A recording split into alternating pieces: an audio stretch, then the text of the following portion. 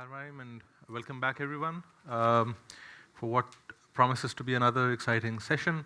We're here to talk about the political economy of service delivery with four fantastic scholars in the area. We have Dr. Sameen Mohsin to talk about how bureaucrats sort of work with the political elite to get appointments and transfers. With Dr. Shan, Aman, Rana to talk about informal taxation, informal fiscal arrangements that are outside the formal tax net. Dr. Yasir Khan to talk about how we can create motivations and incentives for bureaucrats outside of the formal payments to them. And Dr. Saad Gulzar to talk about something that's probably closest to our hearts and lungs today, smog, and to talk more broadly about how bureaucrats respond to constituent incentives that they have. So I'd like to invite Dr. Sameen to come and start, and perhaps the other speakers, if you want, can take the stage. Okay, hopefully everybody can hear me. I think this is kind of useless. Okay, so this is work that actually started, the concepts came from LUMS, so it's nice to be back here and presenting it again. It emerges from fieldwork that I conducted for my PhD in 2014, 15, and 16. And also sort of the evolution of thought on that work in subsequent years through different projects that I did while I was at LUMS. And so hopefully some growth in the idea as it originally was. I won't talk very much about methodology or even contemporary bureaucracy, but we can talk about that in the Q&A. But just very quickly, the work is based on interviews and semi-participant observation, drawing on newspaper reports, Supreme Court judgments, and other documents, including rules and regulations from the bureaucracy itself. My fieldwork was primarily focused on Punjab, but subsequent work looked at the other provinces as well, so there's lots of drawing on different regions in the development of this project. So let me start with a small story which will hopefully set out the stakes, which is that in 2011, the anti-corruption establishment of Rawalpindi initiated an investigation into fraudulent land acquisition by Beria Town. And that case became known because it involved both Malik Riaz and his son. Why is this significant for us is that Yusuf Raza Gilani, who was the prime minister at the time, decided on the part of the PPP government, who were at the federation, to make a concerted effort to make that case disappear and to bury it. Primarily, the way of doing this was to try and transfer police and anti-corruption officials in Rawalpindi at that time, using the excuse of the interprovincial rotation policy, saying that they had not served in Balochistan, which they had. And so there was this huge sort of war of the cops, as some of the newspapers called it, that played out at the time. And the reason it became a war of the cops was because Chaudhry Nisar was at that time the leader of the opposition, and as some of you may know, a prominent politician from Rawalpindi. And so when Gilani tried to have the case against Malik Riaz quashed and tried to have these officials transferred from Rawalpindi, Chaudhry Nisar threatened to have Gilani's favorite officials transferred out of Multan, which is his home constituency. So the story is important for two reasons. The first is that we probably already know that the bureaucracy in Pakistan is politicized. That's not hopefully up for debate, and that it is responsive to politicking. The second is that the use of the bureaucracy as a lever, not just to manage coalitions, that too, as Mohsin in Kenya has argued, but also to advance the political and personal ends of not just the political elite, but also the bureaucratic and other kinds of influential elites. Sometimes successfully, but also sometimes not so successfully. So my contention in my work is that bureaucratic politics and dynamics deserve greater attention in understanding Pakistan's political instability and sort of lack of governance, if you wish to call it that, incapacity, and lack of reform, all themes that have come up across this conference. So how do politicians and bureaucrats then improve their access to state resources and direct public goods to favored constituencies in the situation that they find themselves in Pakistan? So my argument is that they control bureaucratic appointments in order to exercise control in a few different ways. One is to access state resources. but also to regulate the distribution of patronage within their political parties, within their circles, within and between factions, between different other influential elites, whether they be judicial or otherwise, and amongst bureaucrats at various levels of the hierarchy, so lower tier, middle tier, and higher tier bureaucrats. And finally, to direct bureaucratic performance, state capacity, and service delivery in particular directions. So if you were familiar with the pockets of effectiveness argument, this is where it comes from, that this idea that you can make certain parts of the state or certain regions of the country work better than others. There's a lot of literature which I will not get into, but if you're interested, we can talk about this later. The two things that I will point to is that a lot of the literature that discusses politicization and patterns of bureaucratic appointment also flags that what we don't know enough about is how precisely bureaucracies are politicized and the effect of those appointments on outcomes. And secondly, that we know very little about specific mechanisms explaining relationships between contracts and political competition, right? And this is recent work out of Latin America. The second is hybrid regimes, and I think hopefully we're all on the same page as far as Pakistan's hybridity is concerned. I hope everyone gets the same page reference from Imran Khan's discourse. But this literature focuses extensively on electoral competition, and it's surprising perhaps that the work on bureaucracies and public administration in these kinds of regimes is very limited in developing countries. So, speaking of Pakistan, what makes this manipulation of bureaucratic appointments to specific ends possible and necessary? And there's a few things there. The first is, what does a bureaucracy look like in the kind of hybrid regime that we have? So Maryam Mufti, who's presenting in the other room right now, has written a paper on hybrid regimes and using the Pakistani case, where she argues that it's important to expand our research in this area by looking at selection of political elites. So my contention is we have to expand it beyond that and look at bureaucratic elites as well, because they are just as important in how governance and outcomes play out. Bureaucracies in this kind of situation are seeking, of course, as all bureaucrats do, career stability, power, and for that purpose, they're also operating in a very distorted and a very uncertain system. And so they're looking for support and alliances to make sure that they get the best that they can out of their careers. So the question, obviously, is why don't they just ally themselves with the military, which would make a lot of sense. And it's not that this hasn't happened in the past or in other contexts, particularly in East Asia, but in the Pakistani case, military incursions into civilian bureaucracy and their attempts to sort of reshape training and civil service institutions have caused quite a significant amount of damage, so to speak, and the bureaucracy is quite wary of military allegiances, especially after Musharraf's attempt at decentralization. Politicians, the way I see it at least, are far preferable because they are more flexible, they are more temporary, shall we say, and because allying with them produces a more balanced and even exchange where bureaucrats can sometimes at least get the upper hand.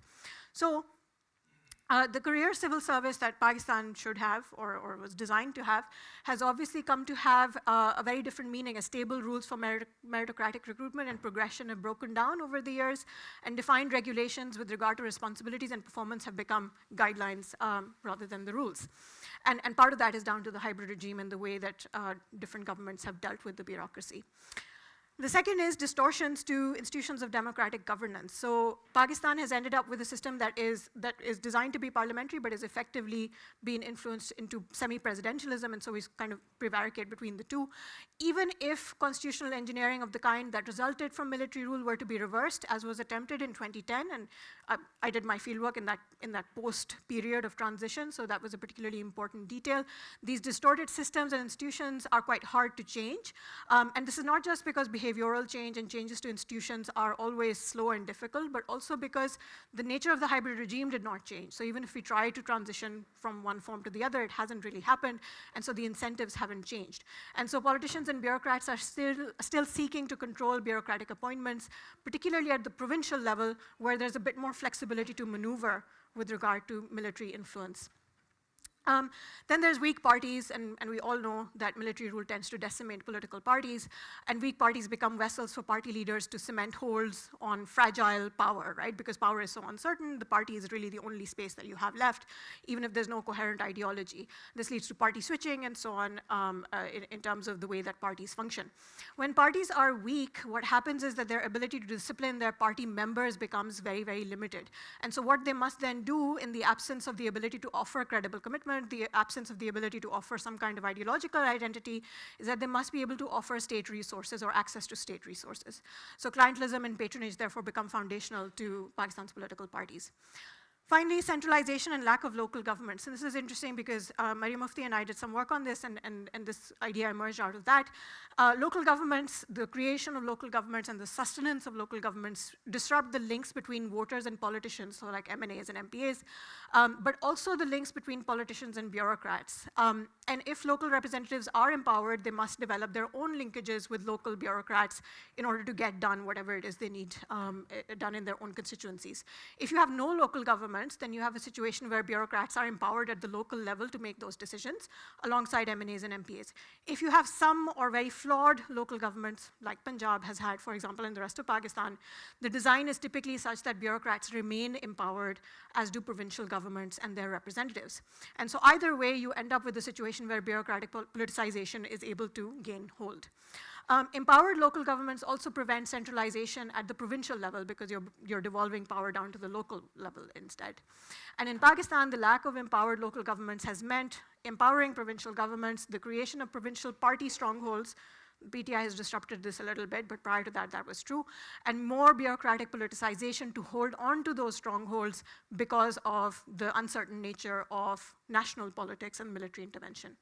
So the why and how of civil service politicization then varies due to differences in institutional design and the strategic interests of actors that are involved, as does the impact of such politicization.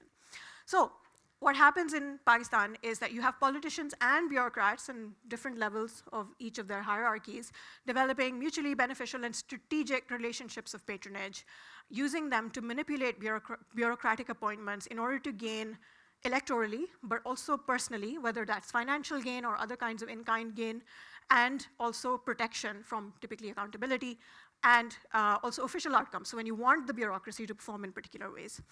But the success of this is immensely varied, with the result that citizens experience the state in very different ways. And sometimes you have the emergence of specific, what I call networks of effectiveness, where some things work very well, but other things don't, especially during periods of democratic transition.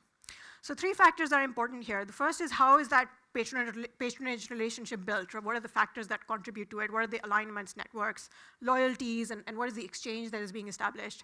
The second is, what are you trying to achieve? Do you want a personal benefit? Do you want votes? Do you want to build a solar park or something else? Or do you just want to win the election? And finally, the process by which the appointment is made, which I categorize into either legally, following the letter of the law, extra-legally, sort of legal, but bending the rules a little bit, or going beyond the rules, and illegally. So 3 options I can give you. If you have a legal bureaucratic appointment which sets performance targets and the aim is to achieve those targets, then you can have quite a bit of success, but only if the outcomes are sort of to do with bureaucratic competence. This is quite typical in donor-funded programs where you need to show a level of performance and you need to achieve certain targets. So school education reform in Punjab was an example where everyone followed the rules as far as department secretarial appointments were concerned for the period in which the reporting to DFID was needed. Things didn't necessarily work out in terms of the implementation of the reform, but on the surface of it, it looked very legal and very appropriate. And at least in the design stages, it actually did work exactly as was planned. Then you have illegal bureaucratic appointments, which is corruption, so paying a bribe and so on and so forth. The interesting thing about illegal bureaucratic appointments, to my mind, is that yes, you can bribe a clerk to secure a government job, but this will ultimately be somewhat temporary and unsustainable, and there's a few reasons for that. One is competition, so other people also want to bribe people and also want those jobs, and they'll call you out on it. And secondly, the same people who paid the bribe will want to rely on those same rules to protect themselves when they are the losers of someone else who's bribing someone else to get a job, right? So you want to break the rules, but you also want those rules to stay in place because you want to use them. So this kind of dichotomy that exists within the bureaucracy I found very, very fascinating. Finally, extra legal appointments, where you have a legal provision which you bend a little bit or you extend it beyond its legal mandate just a little bit. The good thing about this is that everyone is putting something into the pot, and therefore everybody is getting something out of it, so the exchange is far more balanced, and the result is therefore quite effective in terms of achieving whatever target you may wish. So for instance, if you have a bureaucratic appointment that you've made as department secretary and you tell him to reduce the wage bill, the only person who was able to do this in Punjab during the Shahbaz Sharif CM-ship was someone who had a very close relationship and who was appointed in a slight violation of the legal rules. And so that exchange of, I have put my neck out for you and I want you to put your neck out for me, did tend to achieve results across the board. There is a caveat to all this, which is that the only way that this can be achieved, whether legally, extra-legally, or illegally, is very much premised on political capital. The kind of access you have, particularly to the Chief Minister's office, the Chief Minister's advisors, the party leadership, is essential to whether you are able to get these kinds of outcomes. And in a hybrid regime, obviously political capital is fragile, so you do have to see which way the winds are blowing in terms of who's going to come to power, who's going to be influential, and so on. School education reform is a particular example of this, because when I did my fieldwork, they were trying to introduce meritocratic teacher recruitment. And while some less privileged political party members were refused appointments of their choice, where they were told that we can't appoint the teachers that you want because of this new reform. Others who were more important to the party and the party leadership were favored and were allowed to dictate the appointments. So you're implementing donor-funded school education reform while undermining it at the same time. So it simply cannot work because you're trying to please too many different constituencies.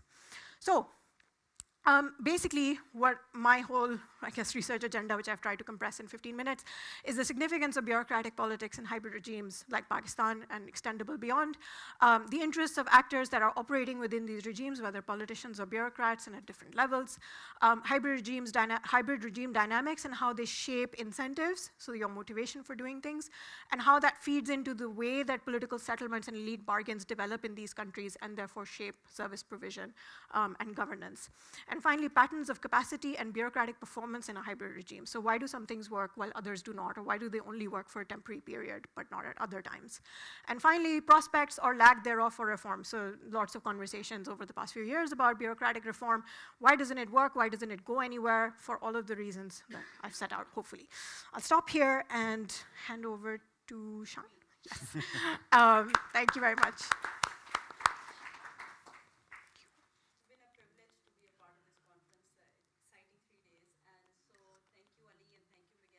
So the paper is unconventional in the sense that all we're doing in the paper is describing an unconventional fiscal arrangement that's happening in a developing country. We discuss the implications of that, and then we finish the paper, like we conclude the paper with a model where we try and understand what are the conditions under which such strange, fiscal arrangements can exist, and what are the welfare implications, and what are the long-run sort of state capacity implications of such a system. And so, I look forward to your feedback, although I know it's going to come towards the end. So fiscal arrangement in developing countries, it's now widely recognized. I guess, we all know this. This exists in the literature, but we all know that governments in developing countries have fiscal capacity constraints. And these constraints obviously limit the ability of governments to supply public goods. But of course, every government has a constituency. They want to supply public goods to that constituency. It doesn't necessarily have to be democratic. It could be autocratic. And so because of such pressures, you see certain very informal, very unusual fiscal arrangements that prop up in developing countries that probably will not happen in developed world. So for example, there's this super great paper by Ben Olkan and Monica Singhal, where they talk about how across the world, across the developing world, you have informal taxation. What is that?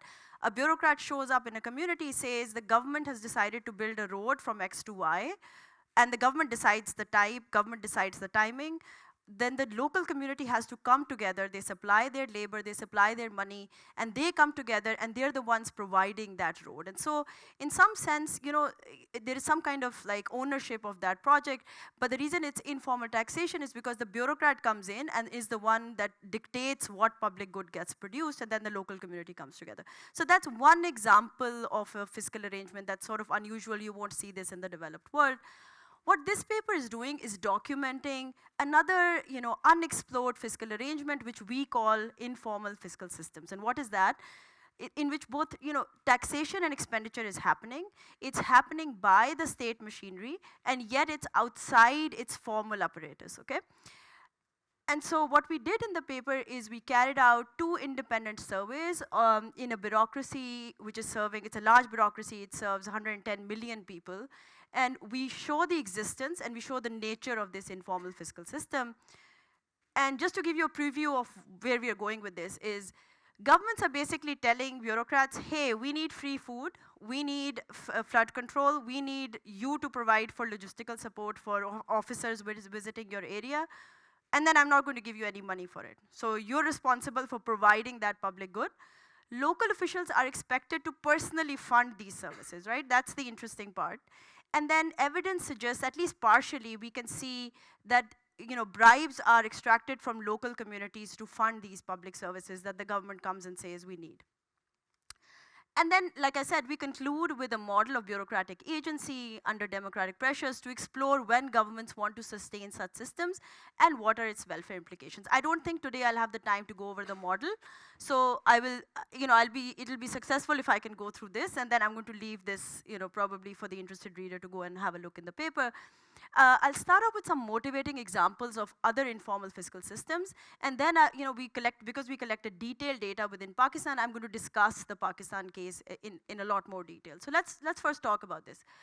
So situations in which state officials are expected to fund public services out of their own pocket, it's not an anomaly. It's not a one-off Pakistani island in which these things happen. The main sort of idea is that when the government forces these bureaucrats to provide these public services, there is no accountability of where the money is coming from. So for example, in the Democratic Republic of Congo, wages for officials are deliberately kept low, and then the officials are expected to just find their wages from the population, right? And so the expectation is go and fend for yourself. And this was actually published in a lot of newspapers, where it was like, go fend for yourself, go find your wages. And so this is exactly what is, and this was particularly in the police service in Democratic Republic of Congo. Then in India, we did an accounting exercise. This again is a motivating example because we cannot pin down the mechanism. But we started off with, we surveyed head of 180 police stations, the SHOs there, in a very large state in India. We looked at monthly budget received for patrolling, the POL expense. We then looked at the kilometers that they patrolled, the Punjabi style of saying both these things are the same. And then we looked at the gap between the two things, and we see that monthly, the average station experiences a monthly shortfall of 14,000 Indian rupee, okay? And there is like a huge discussion within the newspapers where the media is reporting that we've got these new cars, but the government has given no money for fuels, and the police officials are supposed to find other means, right? And everybody knows what those other means are, which is bribes and corruption. And so this is sort of an accepted norm within the police services. And I can count you countless examples. I'm sure the civil servants in the room will already understand what's going on here, right? So let's get down to business, and let's look at the detailed data that we have within Pakistan. The bureaucracy we're studying here is a very low-level bureaucracy. It's a local sort of village-level bureaucrats. We're studying 4 tiers of them. And then there are, the supervisors are allocated by the provincial government, and they're even at the sub-district level. So you can think of this as very granular data and very sort of down there in the grassroots. The services we consider are flood control and relief, free food for the public, and food and logistics for official visits to the area, to the local area. And what we did is we did a telephone survey of a random sample of 750 officials from a total of 6,000, so it's like a 12% sample. So let's take a look at the data. So 82% of these low-level officials say that they are involved, within these 3 services, they are involved in the provision of these 3 services. Now, right here, we're not talking about funding. We're just saying, were you involved in the provision of these 3 services? And 82% of them said yes. Then, we asked them, so it's like 100% of them say, if a rupee is spent on these services, some part of it is going to come out of my pocket.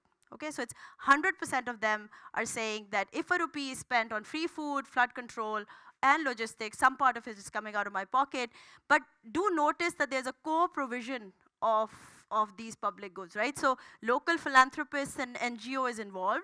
The government is also putting in some money, although here the average is really low, but there's heterogeneity, I'll talk about it.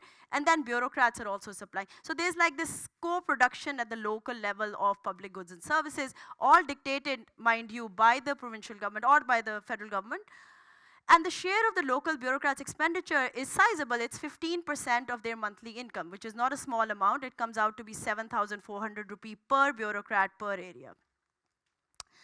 So we got this data. I mean, I'm from the bureaucracy, so I didn't need any corroboration, but I knew that, you people out there will not listen and will not be convinced. So we then went out there and we independently surveyed the supervisor of these bureaucrats. And so we did a telephone survey of 35 out of 141 of these supervisors. 98% of them confirm all the responses of the local bureaucrats. 89% of them admit that if a rupee is spent on any one of these services, it's coming out of the bureaucrat's pocket. Okay? So this funding of official services by local bureaucrats is confirmed, even by the supervisors. There is very interesting heterogeneity by type of service. And so this also sort of goes against any social desirability bias, because the bureaucrats admit that the majority of funding that they provide goes towards providing local logistical support for official visits. Majority of free food is coming from philanthropists. So 73% of funding for free food comes from philanthropists. Flood control and relief, 73% comes from the government. So it's not like the bureaucrats are funding everything, but they're funding things that are, we have a model, and so we'll get into that later, but the majority of their funding goes towards providing official logistical support. So the interesting thing here is, in all of these services, we do confirm the existence of an informal taxation, which is that local philanthropists are told, we need free food, and then they supply money. We need flood control and relief, and then they provide money. So in all these three cases, the amount that philanthropists or local population is putting towards these services is not a zero. It's a positive amount. So we do confirm the existence of informal taxation, but what is new here is that we're adding to this the fact that bureaucrats are also personally funding and personally responsible for these services. So why do bureaucrats agree? I mean, that's the first question, right? Why are you crazy? You're funding out of your pocket. What's happening? So, and then the supervisors, they were not as, they didn't think it's, so they also said altruism. They're like, if we don't give these services, the local area would suffer, so we give these services. So we asked the supervisors the same question, and so they believe like self-interest plays a role here. So they're not doing it out of philanthropy. This is not charity. They think career concerns of local bureaucrats is the main reason that they're willing to provide these services out of their own pocket. And not a single one of them say that it's altruism. So if you're thinking about motivations, the main thing you can think about is that the system is designed so that bureaucrats are delivering these public goods and services out of self-interest. So sources of funds used by the bureaucrats. So I mean, there could be multiple sources, right? There could be assets, there could be, but we consider two main sources. One is their personal income, and the second is obviously corruption and bribes. And so let's think about it. Could this come from the bureaucrats' personal wages? Thank you. So, these are not bureaucrats that are secretaries, right? So these are bureaucrats that are very low-level officials. The minimum wage in Pakistan is 25,000. The average salary here is 49,000. And so if you think of look at the costs of these services, the average cost comes out to be 20,000. And so that imposes a tax of around 40% on each and every single one of these bureaucrats. And that's a sizable tax. Like if that's the case, then we should see a lot more turnover, because that makes their salary very, it's not competitive with the private sector. So you should see a lot of turnover, which we don't. So although we cannot rule out that personal wages fund this, the responses from the supervisor, and I'll get to that in a second, and also the fact that this is so sizable seems unlikely that that all of it is coming from the wages. Maybe a little bit does, but not all of it. So the more interesting stuff. So sources of funds, bribes. And we should always pause. I would urge you to pause here, because if this is coming from bribes, the implication for state capacity and long-run state capacity development is huge, right? You're opening doors which should not be opened, or maybe they should be open, I don't know. But we present three pieces of evidence. And I'm just going to talk about the first one, which is the supervisor survey, which to me seems like a big part of the puzzle and an important part of the puzzle. So the supervisor's viewpoint on corruption as a source of funds for IFS. 90% of them say that the government does not provide funds as they know that local bureaucrats earn bribes. Only 27% of them say that the government is not giving funds for free food or flood control because they can't raise money or there's a taxation problem.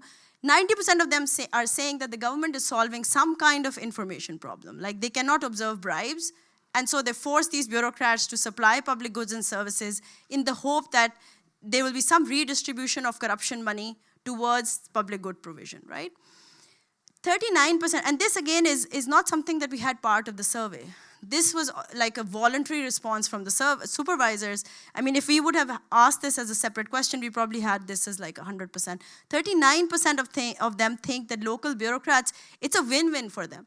They're willing to engage in this, because if you ask today a bureaucrat to supply, say, free food to 300 people, the next time you come back and say, hey, there's too much corruption, they'd be like, yeah, how do you expect me to provide 300, how am I going to fund these 300 people? I can't, right? So you cannot, it sort of opens this gate for further corruption, and so it reduces accountability in the future, and that is one reason, so there's like a win-win for the bureaucrat as well. And then interestingly, I think this sort of goes against the first argument for personal wages as part of funding, is that only, the supervisors say, this is not the bureaucrat saying, only 8% of them have ever filed to be reimbursed the amount. And an anecdote here, I was one of these supervisors in my previous life, and in that, I tried to get money reimbursed. It's impossible. And I don't think even today those people were, returned the money. Plus, there is a belief that they will never get the money. It's not an account receivable at all. It's something it's an obvious thing that, these people have enough cushion. Why should we be giving them back any money? The idea is to redistribute bribes that they already collect. Okay, so summing up the case of Pakistan, government expects local officials to personally fund public services. Local officials fund public services partly through bribes. This is substantial. The total size of this informal fiscal system is significant, and it represents around 4.3 billion Pakistani rupee. And so as a comparison, this is around 4.5% of the cash transfer program that is there in Pakistan in 2015-16. And so what are the implications? I think the implications are substantial, right? First of all, the effective tax burden that's there on citizens is, it's overly underestimated by focusing exclusively on formal taxation. You have to recognize that citizens are paying much more than you can imagine. And then there is some positive part to the paper, right? In the sense that we might be overestimating bribes and corruption that happen in the setting, because some part of it is redistributed from these bureaucrats to these local people getting free food, etc. And so maybe we're overestimating corruption. But it can legitimize bribe taking, and it becomes a gateway for more corruption, right? And this is one motivation why people thought that it's a good idea anyway. And the distributional consequences, the incidence, it's totally unclear, right? It depends on the pivotal voters. So if the pivotal voters for the politicians, and I think if we would have gone through the model, that would become much more clear. But if the pivotal voters are the super poor, this could be progressive, right? Because you're taking money from the super rich, bribing them and giving free food to the local people, right? So this could be progressive. If it's like a user fee, this could be totally neutral. Or it could be regressive if you're taking money away from the very poor because you're bribing them, you're able to bribe them, and then deliver services like official logistics and etc. And so it really depends on the context. So we cannot give any broad takeaways. It really depends on the context. It depends on the politicians. It depends on what's going on within the system. I'm going to stop here before Miguel kills me. So this is, why do such systems exist, and what are the welfare implications? In the interested person, please refer to the paper. There's a full model there, and I'm going to stop here. Thank you. Thank you. Thank you.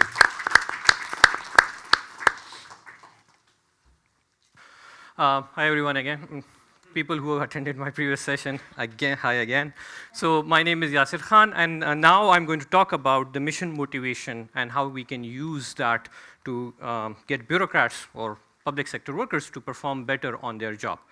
So I want to start with this challenge of getting workers to exert effort on the job that many organizations face. Any organization that basically sets it up basically has to face this challenge, and how do you get your workers to exert effort on your job and deliver whatever they have promised you.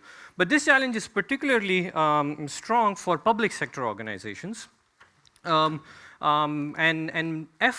evidence has shown that basically across many developing countries, public sector organizations underperform. That is, their workers don't exert the optimal level of effort that they should be exerting in their jobs. Economic theory standard model has kind of suggested that one of the remedies for this is basically providing performance-based incentives. So you link people's incentive wages to the the kind of effort they exert on their job. However, that's not always feasible for low-income countries, and especially for public sector organizations because of many reasons, but primarily two reasons that I want to highlight are because public sector workers perform multiple tasks. So for example, a doctor running a basic health unit in far-flung areas is not just a doctor, he's also a manager of that clinic. He's performing multiple tasks. So on which aspect of the task are you going to incentivize that particular person? Another reason which is very salient for low-income countries is that there are just not enough resources. There's another aspect on which public sector organizations can actually get their workers to exert effort, and that has sort of started getting attention in economics literature recently, has been studied also theoretically, which is the mission motivation of people. But the literature is sort of limited to this idea that mission helps attract certain kinds of people to public sector organizations. But when we look at the world around us, there are a lot of organizations, even for-profit organizations, that invest in constantly communicating and signaling to their existing employees that there is a certain mission, that we really care about that mission, and all that. An example of that was sort of seen in the United States when in 2018, I believe, under Trump administration, they tried to reorient the direction of US Environmental Protection Agency, and they did many things. One of the things which they did was drop the word science from the mission statement. And it received widespread condemnation, and there was a large exodus of scientists from that agency because they believed that the agency was no more following the mission that they thought the organization was sort of following. So with this motivation in this paper, what I want to understand, I asked two questions. One is that can public sector organizations use can public sector organization motivate their existing worker to exert costly effort on their job by emphasizing the role of mission to them? And secondly, if it does work, if workers do exert more costly effort, how does it sort of compare to the more standard performance-based incentives? So to do this, I run a field experiment in Pakistan with community health workers that we normally call lady health workers in the Haripur district. These workers are responsible for providing preventive and basic health care, usually to rural communities. And in this experiment, so I run an experiment with them in which I divide these workers into sort of three main treatment conditions. In the first treatment condition, what we do is that we show to the workers a video of their manager discussing and describing the organizational mission, and then we have a participatory session for them in which they share their thoughts, beliefs, and worries about the organizational mission.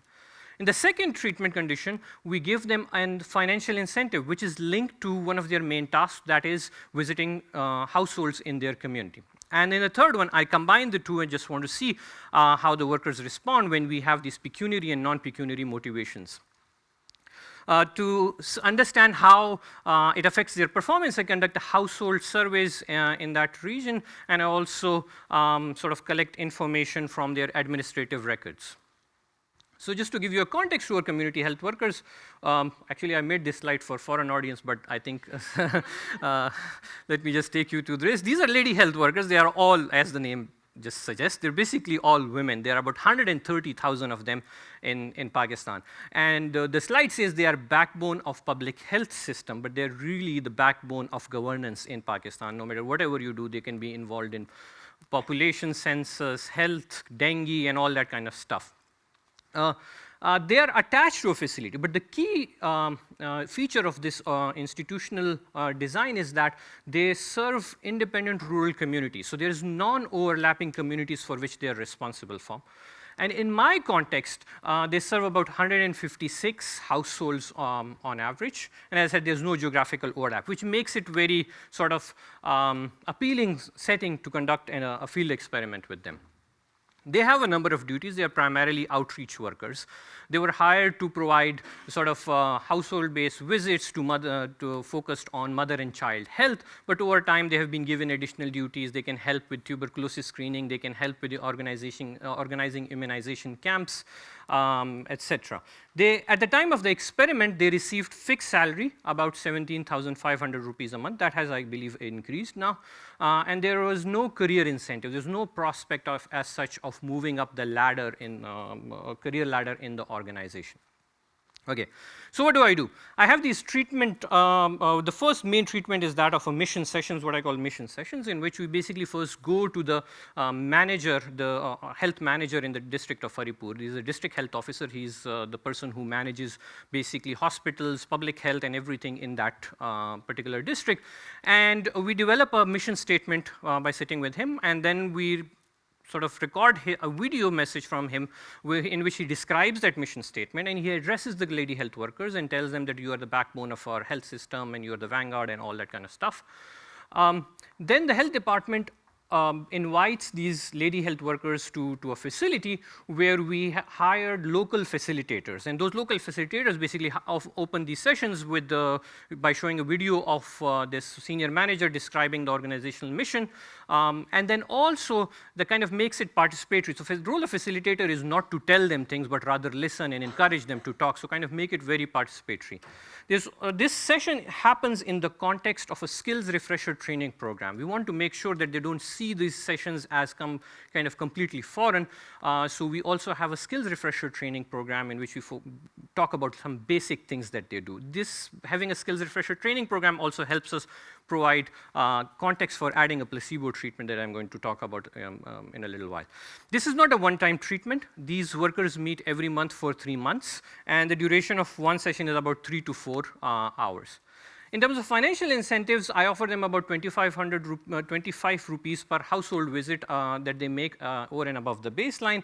In total, they can get about 500 rupees of financial bonus, which comes to about 2.9% of the monthly salary. And as I said, I combine the two treatments as well. So there's a group of workers who receive the financial incentives and also participate in these mission sessions. Lastly, very importantly, I have a placebo group. So why do I have a placebo group? It's possible that since I'm getting these workers to sit together and talk about some skills refresher training, that may be the reason why they change their behavior and improve their performance or not. So in the placebo treatment, we sort of mimic the mission sessions. They come, they sit together, they talk about skills refresher training program, but no discussion of mission. And then I have a control group, which is business as usual. I randomize at the worker level, and there are 710 workers that I randomize across 5 treatment conditions. Oh, come on. Okay. I was going to show you that basically how do we measure performance. So one of the key challenges of working in this setting is that measuring performance at the individual level is not straightforward.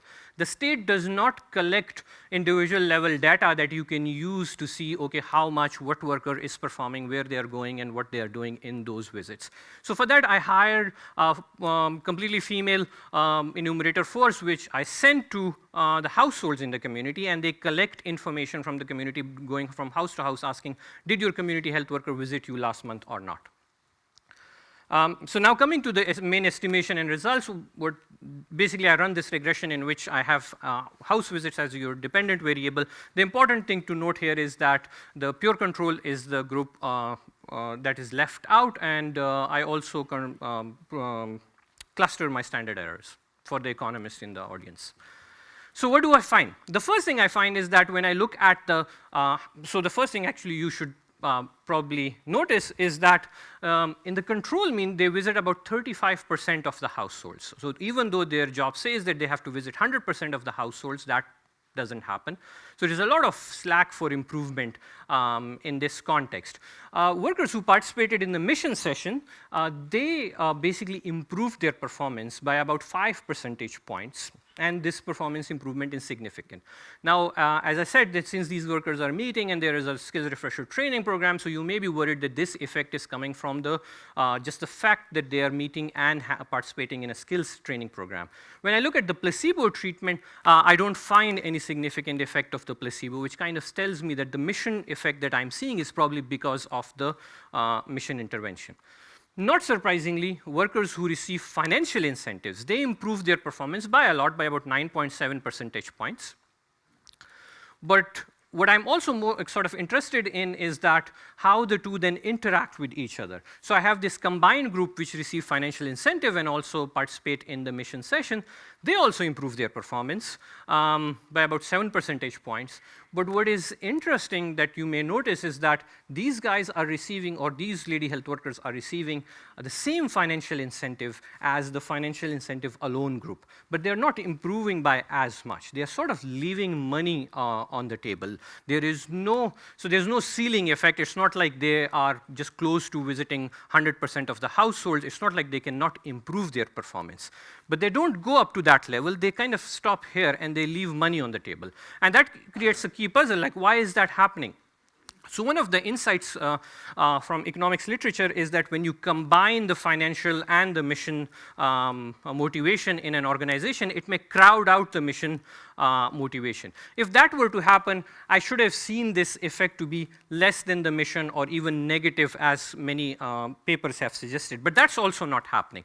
What I argue is that because the mission is making the worker sort of better at many things, it is motivating them to be like a holistically better workers. So instead of just visiting the households, they're also doing a bunch of other things. And what are the bunch of other things?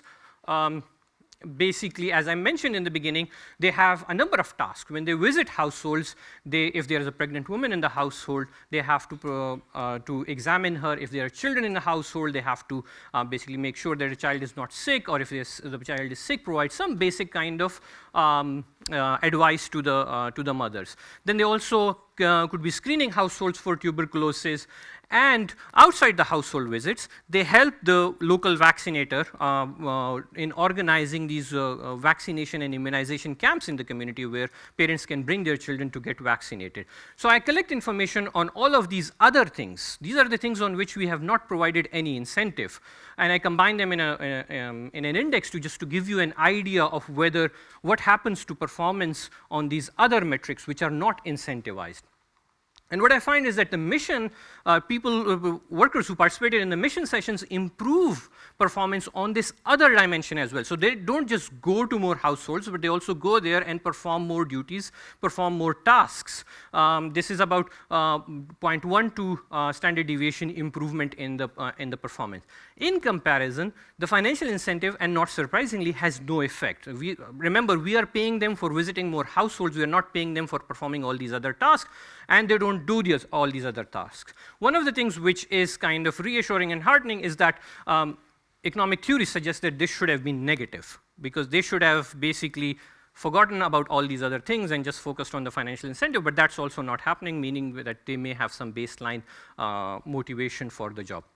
Now, the mission sessions and the session that have the combined treatment also improve their performance on these multiple tasks. And I argue that this is the reason, this extra effort on these multiple tasks is the reason why they weren't exerting as much effort on the house visits alone. Okay? How much time do we have? To give you, okay, I think I'll wrap up here. Now I want to understand what are the mechanisms behind these results. And what I find is that, so I survey these people after the experiment, in which I collect their stated beliefs about what they think the organizational mission is, not the organizational mission is, whether the organizational mission they feel is more aligned with their own preferences, and whether because of that alignment do they feel more motivated to work for this organization. And indeed, I find that workers who participated in the mission session believe that the organizational mission is more aligned with what their thinking was, or in economists speak, with their preferences are. More importantly, about 1 year after the experiment, I conduct a lab in the field experiment with them where I elicit their willingness to work on an additional activity which is related to mother and child health. And the workers who participated in the mission sessions are more willing to work on this activity without getting any additional incentive or bonus. Somewhat surprisingly for me and disappointingly, because I had this built in the design of the experiment, there doesn't seem to be any role of peers. So it's not like, I have to act in a certain way because my peers also are acting in a certain way, or they may form some expectation about me. So what I did was that I introduced a randomization in the treatment. In some workers received the treatment individually, and some workers received the treatments in a group setting where they could talk and discuss and talk and learn from each other. That didn't seem to have any any effect. Lastly, you may be worried that, oh, since I'm sending people to the community, asking them whether the lady health workers visited them or not, that may have been perceived as monitoring. And because of that perception that being monitored, they improve their performance. What I have, and I'm not showing you here, is that the perception of monitoring is pretty high, but it's similarly high for control and treatment group. If that was the case, if that was driving the results, then I should have been seeing that the treatment workers think that they are being monitored at a much higher rate. So to conclude, basically what I have tried to kind of argue is that mission is a powerful motivator compared to financial incentives. It helps improve performance, especially in the context of public sector organizations where workers perform multiple tasks and they are not sort of like factory workers where they're standing on the floor. Instead, they're doing many different things. And I hope that it sort of convinces some of the policymakers that this is one important tool that's available to them in low-income countries, which they can use to improve the performance of their workers and improve public service delivery. Thank you so much for your attention.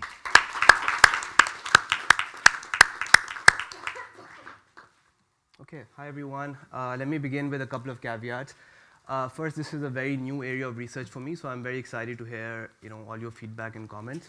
And second, unlike all of the previous presenters where they have a lot of information from specific fieldwork, the approach in this paper is going to be a little different. We're going to zoom out and think about a very large area and try to infer what's happening on the ground from data from a very large area that's observed from space. So it's going to be an interesting contrast from previous work, and I look forward to sort of hearing your opinion on it. So this is called the Administration of Pollution, Evidence from Crop Burning in South Asia. Is joint with Jem Adipapa, who's an assistant professor at Brown University. So I thought about removing these slides, but given the state of affairs of how we in Pakistan are responding to air pollution, I thought I should leave it in case it convinces some of you to install air filters in your homes. So South Asia, of course, has some of the world's worst air, as you can see from this graph, which is plotting air pollution around the world. You can see that in the part of South Asia that we live, which is the northern Indian subcontinent, is experiencing some of the worst air quality in the world. In fact, 42 of the 50 worst polluted cities in the world are in South Asia. Lahore has the dishonor of being often at the top of that list. AQI, as you might remember from a couple of days ago, was around 1,000. So, given that one in four people live in South Asia, this is in the paper we call this one of the largest public health emergencies in the world. But obviously it receives very little policy attention. At least we think that there's very little policy attention paid to it. Of course, there are huge or enormous health and economic costs. Some of them I list on the slides here, but given that all of us are sniveling and coughing, I think we're all acutely aware how bad air quality is affecting our daily lives. To give you a sense of the magnitude of this problem, where COVID killed about 6 million people in the first 2 years, air pollution is said to kill over 4 million people annually, and most of these deaths are happening in South Asia. Anthropologists call this slow violence. Maybe we don't have a way of thinking about it because it's happening at a slow pace, but it's definitely affecting our lives, and we really need to incorporate the huge consequences of air pollution into our decision making. So in this paper, what we do is we look at an uncommon source of air pollution, which is crop stubble burning. We're all very familiar with vehicular pollution, industrial pollution, etc. But in this paper, we're going to focus particularly on crop stubble burning. Now, most of you might be familiar with sort of the historical antecedents of crop stubble burning, but just to give you a very quick recap, the Green Revolution introduced a wheat-rice cycle, cropping cycle in South Asia, especially in the northern Indian subcontinent. And this increased agricultural production basically led to smaller time windows in which farmers are now responding. And basically what's happening is within a 2-week window, when they harvest the rice crop, they must sow the next winter wheat crop. So because of these compressed timelines, farmers have to take shortcuts. And one shortcut that they adopt in their agricultural practices is burning the stubble that's left over after they harvest the rice crop. on the right over there, you see a picture of a farmer burning the stubble. Now, from an economics or a political economy perspective, it's individually rational for farmers to burn the stubble because they're not internalizing the cost of doing so. But everybody who is downwind from the farmer is bearing the cost of it. There's another paper my colleague where they estimate the effect of each of these fires, and it's hundreds of times more than the individual benefit that the farmer gets by not actually clearing the stubble through some other means. So it's a huge problem of externalities. Some might even say that this is the way in which we think of externalities, which is, the cost is borne by other people, and therefore it's individually rational for me to go ahead and burn the stubble. Here are two pictures from Lahore. On the left is a clear day in April where AQI is about 37. On the right is a bad day, first week of January, where the AQI is touching 500. Right now we're living in the right-hand side world, and sometimes we forget that there exists a world which is in the left-hand side. But this is, from a policy perspective, a massive failure that we need to be aware of. So both India and Pakistan, and I'm going to study both regions today, have adopted laws to outlaw crop burning. They've empowered, or they have, at least on paper, empowered the police and other functionaries of the state to launch FIRs, to impose fines, to even arrest farmers to stop this practice. But where on the one hand, crop burning is illegal and generates public complaints. On the other hand, the bureaucrats who are implementing some of these laws have to deal with these farmers or these individuals at the local level, not just on the crop burning issue, but on a whole host of other dimensions. So they have a tricky relationship to maintain with local communities. So implementation and enforcement on the ground has actually been very uneven, but there is some implementation. This morning I received data on all FIRs launched against farmers in Punjab, and there are over 5,000 of them across Punjab. So there is bureaucratic action, but the implementation is uneven. So in this paper, what I'm going to ask is, under what conditions do administrators exert effort to curb polluting behavior? And I'm going to provide you some answers to this question. So let me give you a sense of what data I'm going to be using and what my estimation strategy is. So most of the data for this paper are going to come from satellites. And this is what I meant when I said that I'm going to take a view from space to look at this problem. So what I have is daily fire occurrence data from two satellites for all of South Asia, but I'm going to focus on specific regions, which I'll tell you about in a second. I also have monthly wind pattern data, which will allow me to think about who's going to bear the brunt of a polluting action. So the idea here is that if I burn my farm, people downwind from me are going to receive the pollution.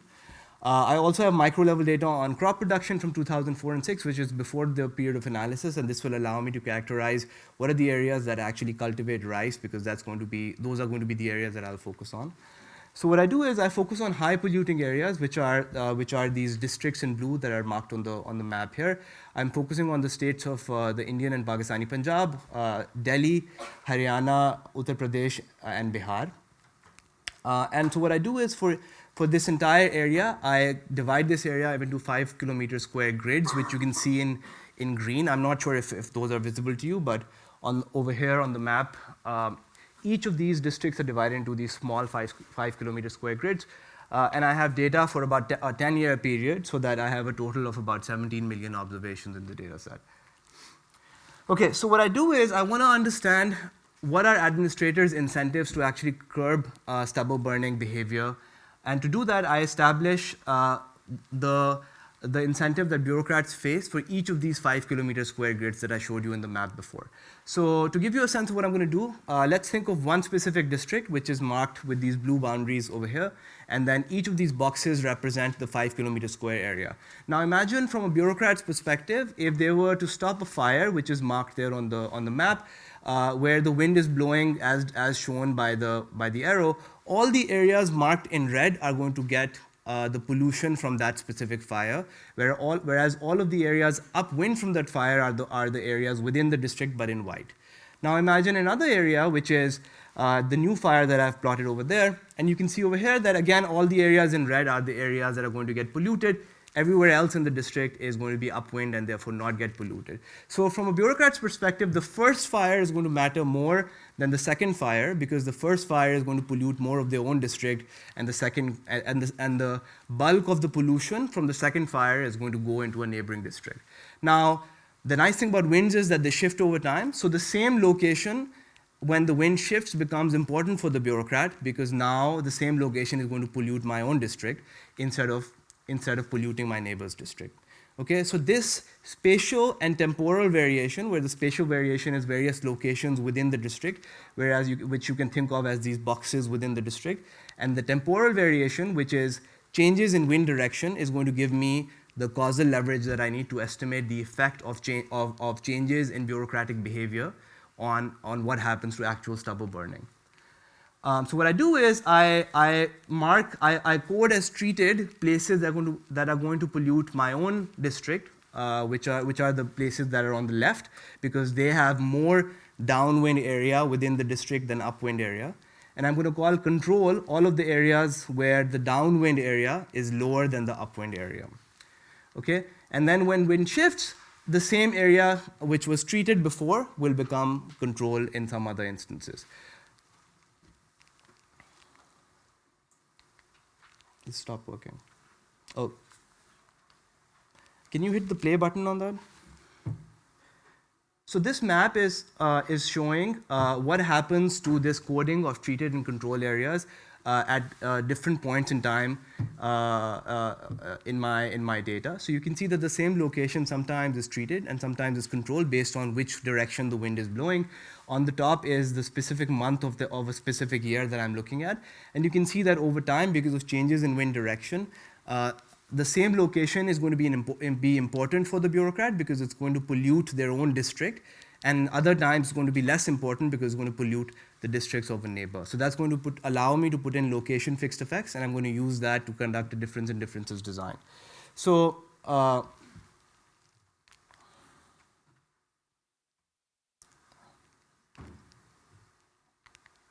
can you hit the next button? No, not here, just on the keyboard.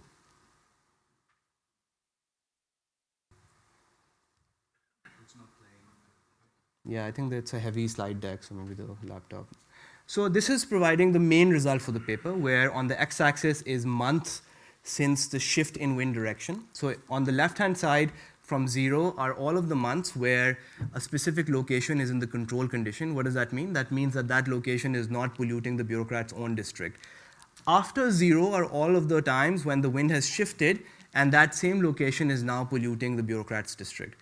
And so what I find is that there is no pattern before the shift, but as soon as there's a shift, the number of fires actually go down by about 10 to 15%, which shows that bureaucrats care about the pollution that their own constituents bear. So when they internalize the cost of the polluting behavior, the number of fires actually drop. I further show in the paper that this effect primarily comes from rice-producing areas, which is where you should see this effect. In fact, there's about a 40% increase in the effect, so that there are fewer fires in rice-producing areas versus other areas. Okay, so that shows the main effect, which is that bureaucrats care about internalizing the cost of pollution, so long as it's on their own constituents.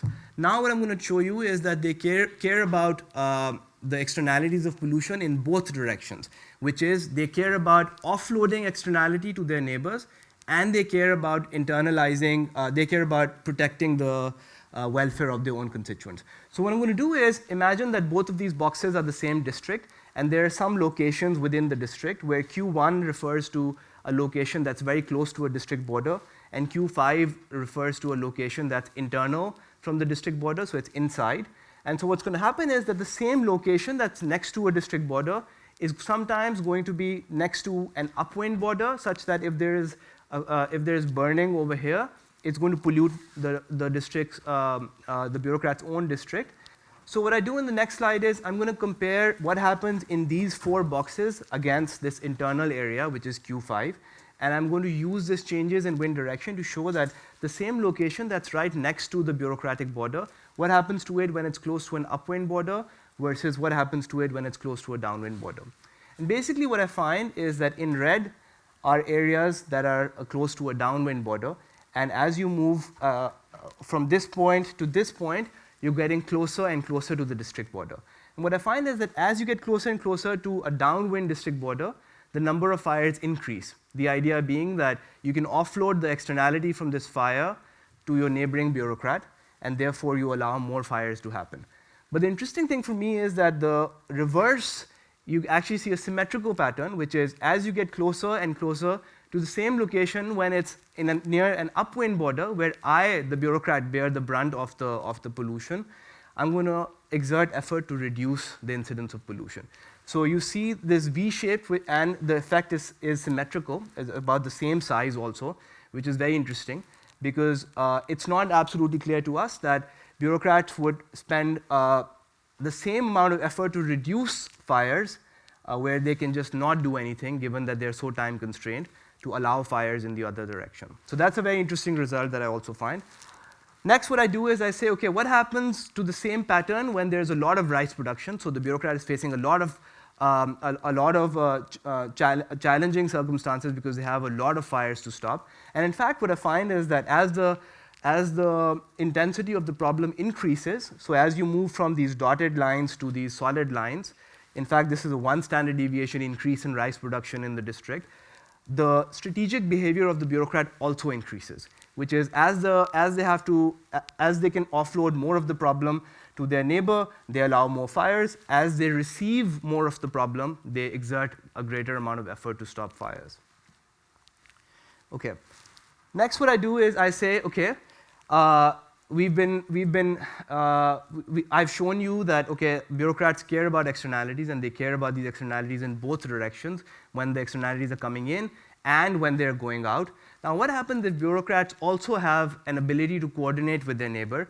In fact, I'm going to flip that test, and I'm going to say, what happens when bureaucrats have no ability to coordinate with their neighbor? And that happens on the India-Pakistan border. So if I am in district Lahore, I'm not going to be able to coordinate with the neighboring district in India because it's in a different country. There's no bureaucratic apparatus. Unlike the river system, for air pollution, there is no bureaucratic apparatus for me to coordinate with my neighboring bureaucrat.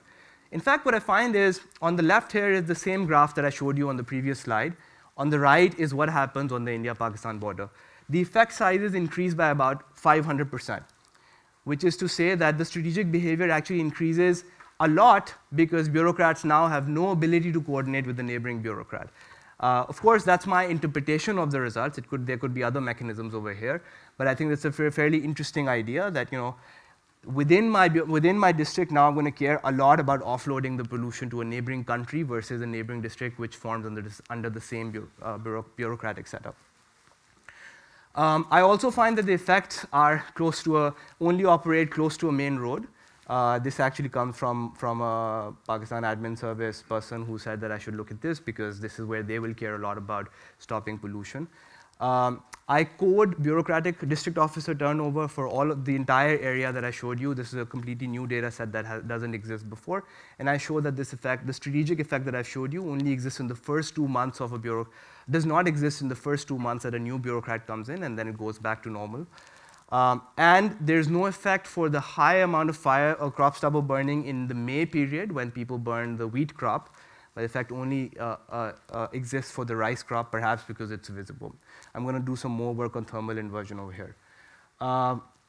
In the last minute, I'm going to give you a quick estimate of what the health impacts of these fires are.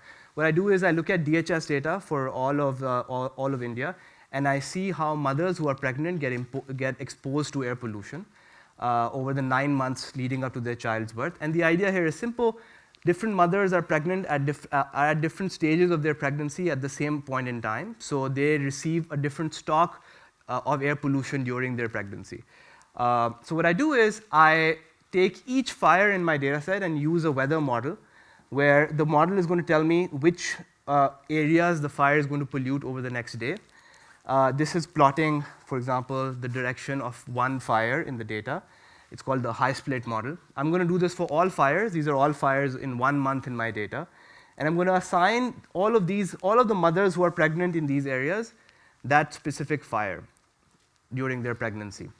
Then what I'm going to do is I'm going to estimate a model with month fixed effect. So the idea is looking at births that are happening in the same month in different locations.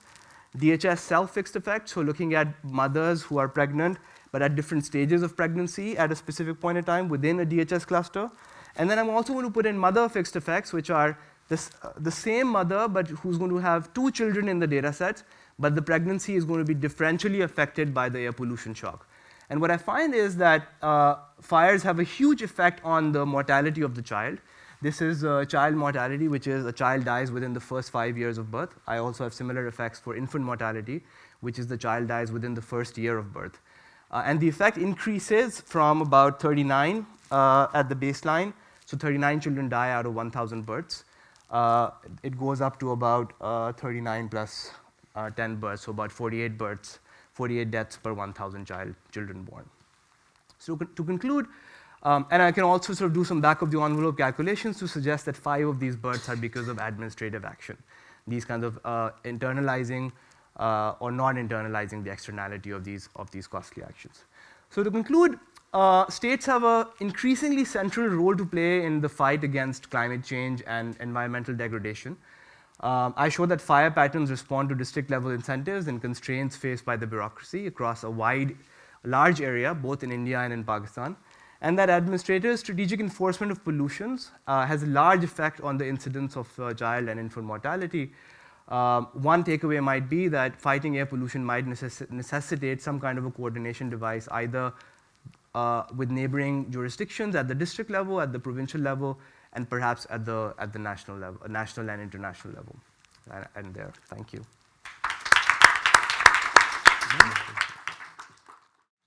All right, thank you, and thank you, Saad, especially for depressing us, those of us who live here in Lahore. So I think I'm going to cover Sameen and Shan's papers, and then Miguel will cover Saad and Yasir's, and of course we'll have comments on every paper, but we also want to limit how long we talk so that we have a greater amount of time for all of you to chime in.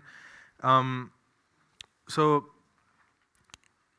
Sameen, in your case, this is something, of course, that is highly relevant. Again, all 4 of these papers, I was nodding along because they're so highly relevant to us when we're trying to think of how Pakistan's government works. And in particular, transfers of bureaucrats is something that is incredibly important in a hybrid system like ours because of how extreme some of these transfers are. So a few years ago, I was involved with other people here in thinking about police reforms. We were doing a project where we had to go and convince every new IG to support the police reforms project. And so I started keeping track of how quickly an IG in Punjab was being transferred. I think the number at the time of the regime change operation was something like 184 days per IG in Punjab. Interestingly, PTI in the 2013 to 18 period in KP had a very different experience with having far fewer transfers. But more recently, I've been to the Secretary Transport's office, and the transfers of the head of transport in Punjab was 2 months. So new secretary every 2 months here. So I think for me, the core question, Sameen, is why do programmatic policies do so badly at the ballot box? Because clearly, a secretary that changes every 2 months can't be good for getting public goods out. And then why is it that we're not able to create the political wins that would be possible with better behavior? I think that's at the core, at the heart of what you're saying here. The other sort of quick comment is that I'd like to see perhaps a greater degree of definition of what the aims, in your views, of the extra constitutional forces would be. So just based off of the extended abstract here, in terms of making those appointments and changes, I think getting that fleshed out more would help to explore what we're doing. And then finally, it's fascinating to me, and perhaps this is something I believe Shan has looked at before, perhaps also, but if be able to get better data down on bureaucratic appointments and transfers. And so, of course, that would help flesh this out. I'll keep this quick. So, Shan's paper, I told her yesterday, this resonated with my own experience. I took a class of mine many years ago to the Hafsabad district for a class trip. And we went to the Kacheri and we started talking to the assistant commissioner. And while we were talking about how property registration works and whatnot,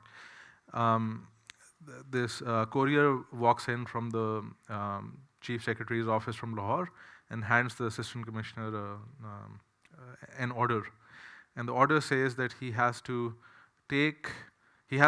find the funds to send 2 buses full of respectable looking people to Lahore, who will stay on the district's coin for a weekend in Lahore.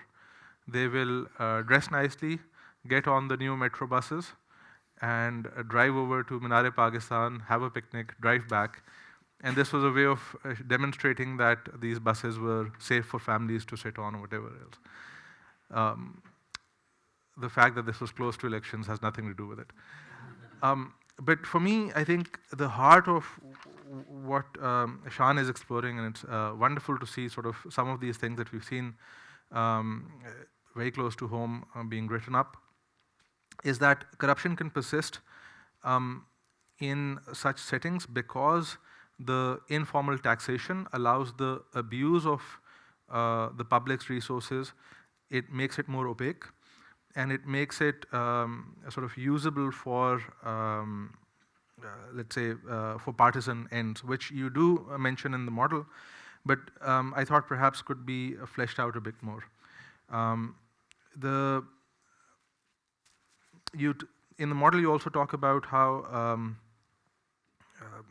taxes and monitoring are substitutes in reducing bureaucrat rent, and I thought that perhaps you could tell that story a bit more, because to my mind, while it might be true that less taxation increases the marginal value of the bureaucrats' funding, in proportionate terms, it also means, so if you have, her story is that if taxation is low, then if I understand correctly, and Shan, you'll correct me if I'm wrong, but when taxation is low, there is a greater incentive to be permissive of informal revenue collection, because then this finances public goods, which are necessary because formal taxation is so low.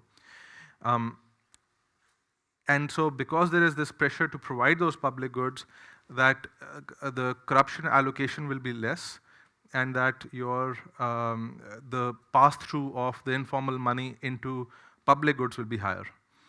And there, I think that's only half the story, obviously, because the lower taxation is, the greater pressure might be to be more permissive towards corruption, and therefore there might be pressure to reduce monitoring, and eventually cascading into greater overall corruption getting locked down.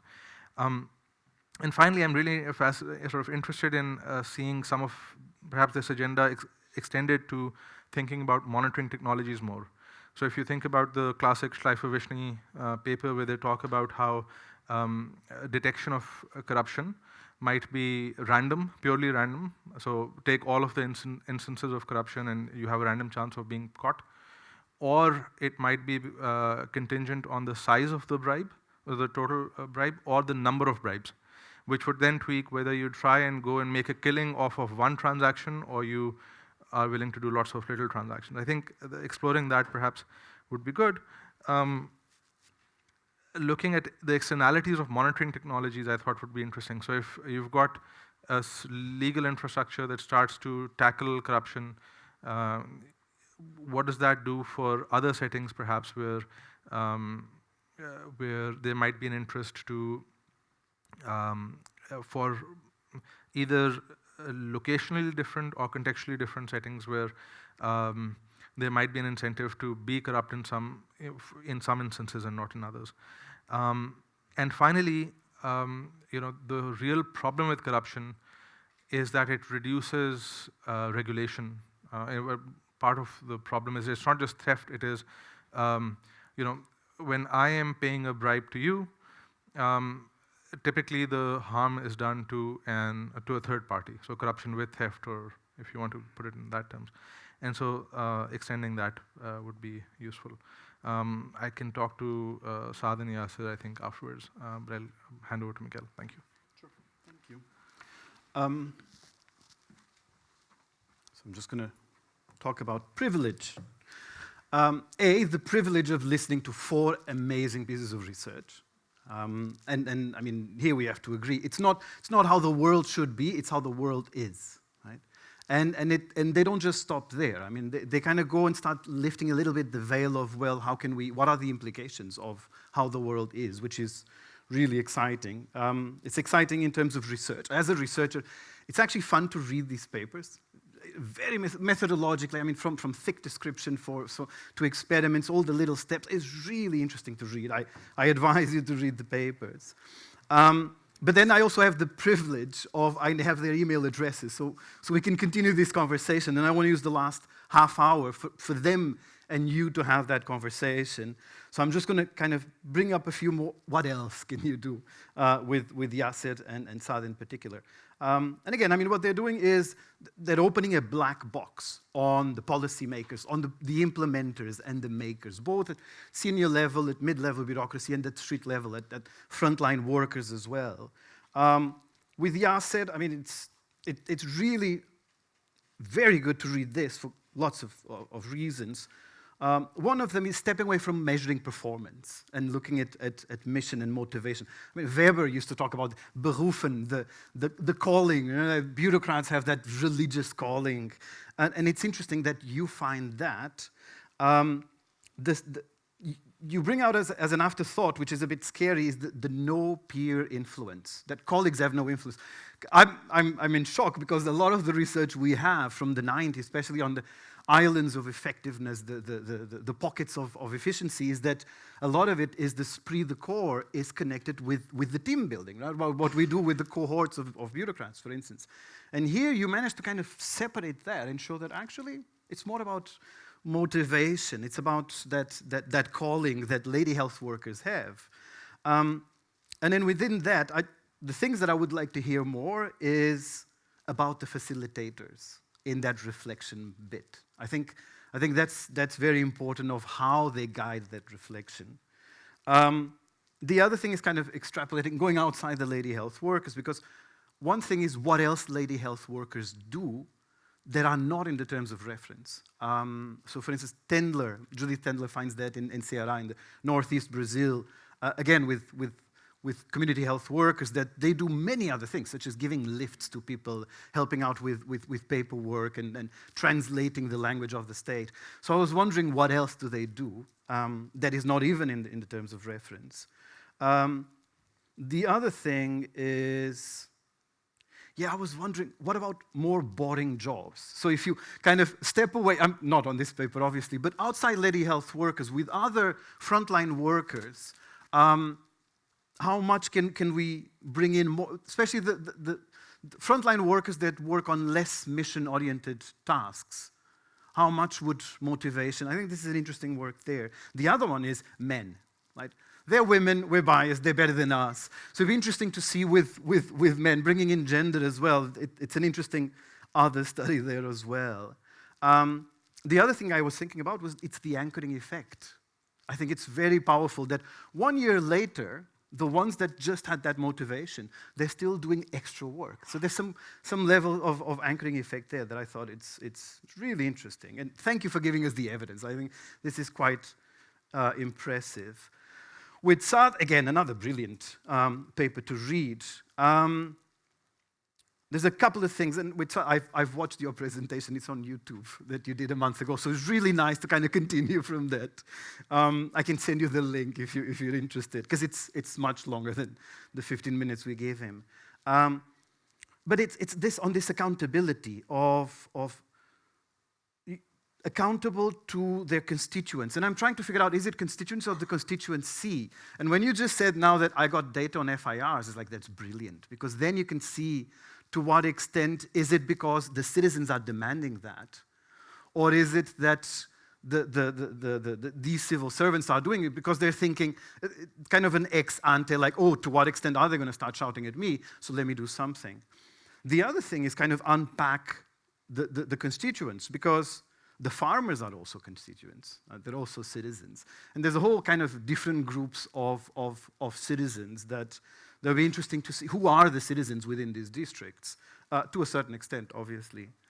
Then the other thing that I really like, and I like how you're ending the paper, the latest draft, which is kind of going into, well, what does China do, right? On the incentives. And actually, sorry, as an anthropologist, I would like to know more about the carrots and the sticks that are happening at the local level, because he brings out that, you know, different bureaucrats use carrots and sticks for the people to stop burning the crop. So it'd be interesting to see, you know, what examples, and I was listening to Shan and Sameen, is the same stuff, is to what extent is the bureaucracy learning from themselves? Right? And this is, the China keep on thinking about Yang Ang's work on directed improvisation, on how China learns from, they allow their bureaucrats to work, especially with, they have the red policies, which is directed, don't do this. They have the black policies, which is you have to do this. Then they have those gray policies, which is this has to be done. They use the passive voice. This has to be done.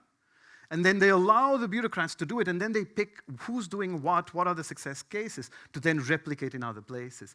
And I was wondering is to what extent can we learn from the different sticks and carrots that different bureaucrats use at district level?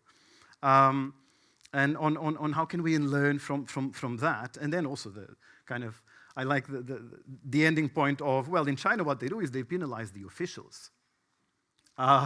So then it's an extra incentive for them to do something about it. So yeah, I mean, sorry, just an afterthought as well. I mean, we're talking about why farmers burn the crop. They have, 15 days on average in between crops, because we now can grow rice and wheat at the same time. The other reason as well is fertilizer. When you burn, you get potassium and phosphorus immediately, right? If you incorporate, it takes longer. If you mulch, it takes ages for the nutrients to come into the soil. So if you're a farmer, you want quick results, quick fertilizer, you're going to burn the crop as well. So there's that added incentive for them to burn. So it's not just the burning because it's easy. And that's something that is important as well when we're thinking of why they do it as well. Audience, definitely. This is brilliant. Really, really nice to read all 4 papers. Should we open to?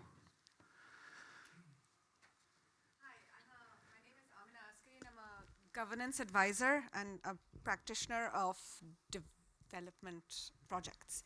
I have a question for each and every one of you. I'm sorry, I'm going to be quick.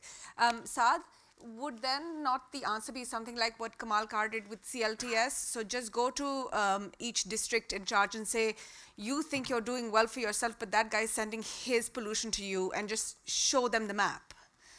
So it's basically public awareness and public shaming that you might think you're protecting yourself, but you're not. CLTS. CLTS. No, It's community-led total sanitation, where you go into a village and basically Kamal Kar and Robert Chambers would map where everyone would do, would basically defecate, and they'd map a village and show that I might be defecating in front of someone else's house, but they'd be coming in defecating in front of mine. So it just mapped it for everyone else.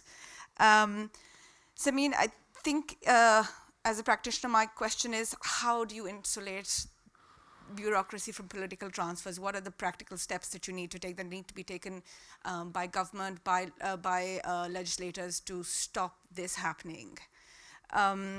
Yasir, I think on the geographic, so I think what you asked about peers, I think one of the explanations might be what you had said about geographic exclusivity. It's they don't interact with each other. They're not in competition with each other. So they don't feel that need. Also, the social capital that an LHW has is immense. And the reason I think these type of smaller practical capital doesn't work is because they can monetize it in different ways. So they don't just do lady health worker stuff that's in the TORs, they end up doing stuff, so they have multiple jobs. So the LHW, you'll notice, is also doing a polio worker, and they're also then, whenever there's a donor-funded project, they're also doing that. So they usually have 4 or 5 hats on, and that's how they monetize it. But a lot of it is just social capital. She is the big woman of the area and the village. And Shan, what was interesting, I think your research is very interesting. And what I'd want to know is, on taxation, are the bribes coming from individual households, or are they coming from businesses? So is it from the man who makes the bread, so the what do you call it? The tannoor. Is it from that, or is the majority coming from individual households? If it's that, then how does the dynamic work? Is it regressive, or is it sort of an informal GST? Sorry.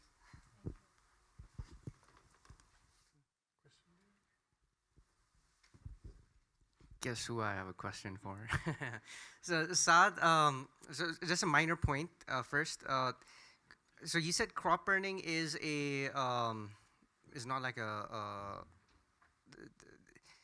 I've forgotten exactly which word you used, but it is now in South Asia. It's amongst the on the list of like the top sources is like number 3 or something. So, and now your colleague at Princeton, Seema J, has been doing work on cash transfers or incentives to stop burning, etc. So I think in that sense, it's a pretty well-known source of air pollution in the region. But my main question is about how valid is wind direction as an instrument, because in some ways, I think economists have experimented with wind direction for a while, and it seems for an outcome like incidence of fire, I would kind of suspect that there is a certain degree of correlation between wind direction and the main outcome itself. So how well does this instrument work? And B, then how, if that is what's driving administrators' behavior, are those guys kind of sitting there and measuring wind direction? And then there should be and wind direction changes quite often on a daily or a weekly basis. So if there is a lag between when administrators take a decision versus observing what the wind direction is, doesn't that kind of affect their incentives? Because there's a delay between when they've observed the problem and when the actual action's taken.